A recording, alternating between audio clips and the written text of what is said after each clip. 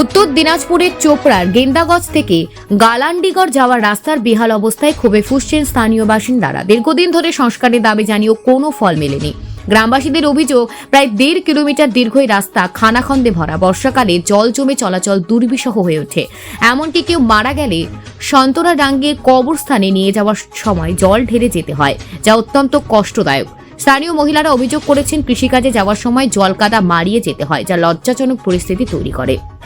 তাই দ্রুত রাস্তা সংস্কারের দাবি তুলেছেন এলাকাবাসীরা। স্থানীয় পঞ্চায়েত সদস্য আনিসুর রহমান আশ্বাস দিয়েছেন, আমরা বিষয়টি ঊর্ধ্বতন কর্তৃপক্ষের নজরে এনেছি। চোপড়া পঞ্চায়েত সমিতির সদস্য ফারুক আজমও বলেন, এই রাস্তা সংস্কার দ্রুত হবে। তবে গ্রামবাসীরা প্রশ্ন তুলছেন, কবে মিলবে স্থায়ী সমাধান? Bureau report, news prime Times. আমি বলছি যে আমাদের বাড়ি হচ্ছে গেন্দাগঞ্জ। এখান থেকে প্রায় 3.5 কিলোমিটার রাস্তা আছে গালান্ডিগড়। এখান থেকে এই যে দেখতে পাচ্ছেন একটা পুল হয়েছে, পুলের থেকে আমাদের এতটুকু খাল যে বর্ষার সময় আমাদের কোনো যদি একটা মাইয়ের হয় আমাদের খুব অসুবিধা হচ্ছে। বাইরের লোক যখন আসে এখানে তখন ওরা যেতে চায় না, তখন কী করবো, এখান থেকে ফেরত চলে যাচ্ছে। তো আমাদের কাছে একটা অনুরোধ আপনাদের কাছে, আর বিধায়কের কাছে একটা অনুরোধ, গ্রাম পঞ্চায়েত মেম্বার আছে, পঞ্চায়েত সমিতি মেম্বার আছে, ওরা সবাই যেন অবিলম্বে এই রাস্তাটা ঠিক করে দেয়, একটু আমাদের খুব দরকার। তার জন্য বলছি যে বাকি কথা হচ্ছে এই রাস্তাটা আমাদের সবারই কাজের জন্য অনেক দরকার। আমরা এখান থেকে প্রায় 3.5 কিলোমিটার হেঁটে যাই, এর মধ্যে চা পাতা আছে, কৃষিকাজ আছে, সব এই রাস্তা দিয়ে আমাদের প্রয়োজন। এই রাস্তাটা যদি না হয় অবিলম্বে আমাদের অনেক কষ্ট হচ্ছে। বর্ষার সময় তো এখান থেকে মেয়ে ছেলেগুলো যখন যায় দেখতে একটু শরম লাগে, লজ্জা লাগে, কাপড়গুলো একদম এখান থেকে নিয়ে যেতে হচ্ছে ওদেরকে। তো এটা আমাদের একটু এমএলএ সাহেব আছে, আর জাওলদা আছে, এখন গ্রামের মেম্বার আছে, পঞ্চায়েত সমিতি মেম্বার আছে, ওরা সবাই একটু ঠিক করে দিলে ভালো হয়।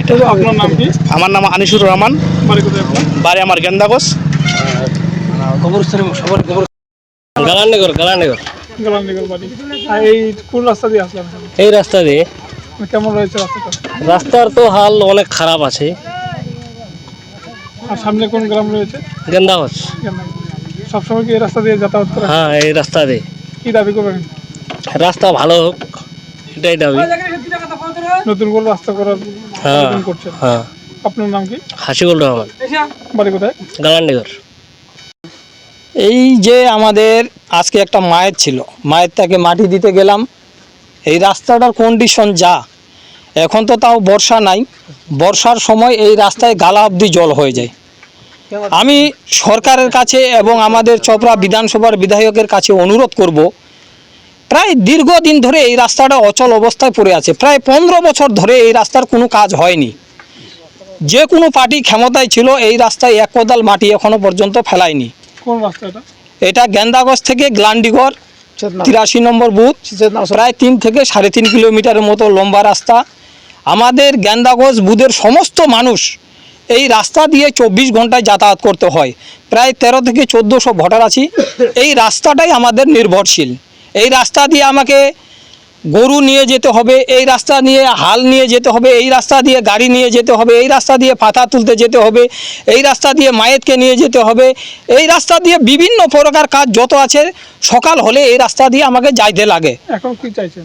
এখন আমি অনুরোধ করব সরকারের কাছে এবং আমাদের চোপড়ার বিধানসভা বিধায়কের কাছে এবং আমাদের পঞ্চায়েত এবং গ্রাম পঞ্চায়েতের মেম্বারের কাছে, সবার কাছে অনুরোধ করব, এই রাস্তাটা যেন বর্ষার আগে আগে, আমরা চাই না দিয়ে একবারে পাকা করে দোক। এই রাস্তাটা যেন না হলেও মাটি দিয়ে মেরামত করে কোনো মতো যাওয়ার মতো ব্যবস্থা করে দেওয়া হোক, এইটুকুই আমাদের আবেদন। আপনার নাম কি? আমার নাম মফিজুল ইসলাম, বাড়ি গেন্দাগঞ্জ। দেখুন, আমাদের দাসপাড়া থেকে পূব সাইডে একটা সময় ছিল যে রাস্তা বলে কোনো কিছু ছিল না। আজকের দিনে দাঁড়িয়ে গত 8-10 বছরে প্রচুর রাস্তা হয়েছে। এর মধ্যে একটা দুটো রাস্তা হয়তো এখনও বাকি আছে। তার মধ্যে গেন্দাগঞ্জ থেকে গালান্ডিগড় পর্যন্ত এই রাস্তাটা প্রয়োজন রয়েছে। আমি বলছি না যে প্রয়োজন নেই, খুব প্রয়োজন রয়েছে রাস্তাটার। এই রাস্তাটা হলে গালান্ডিগড়ের লোকেরও সুবিধা হবে অনেক। যেমন এই গেন্দাগঞ্জের লোক, সেখানে কবরস্থান রয়েছে, বিভিন্ন কাজে মানুষ যায়, রাস্তাটা প্রয়োজন রয়েছে। সেখানে অলরেডি গ্রাম পঞ্চায়েতের পক্ষ থেকে একটা কালভার্ট করে দেওয়া হয়েছে। এখন রাস্তাটা করে দিতে পারলেই হয়।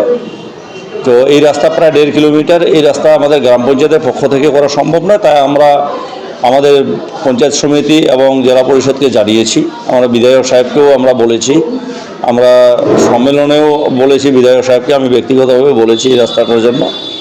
তো এত তাড়াহুড়ো করলে হবে না, রাস্তা হবে, এতে মানে আমরা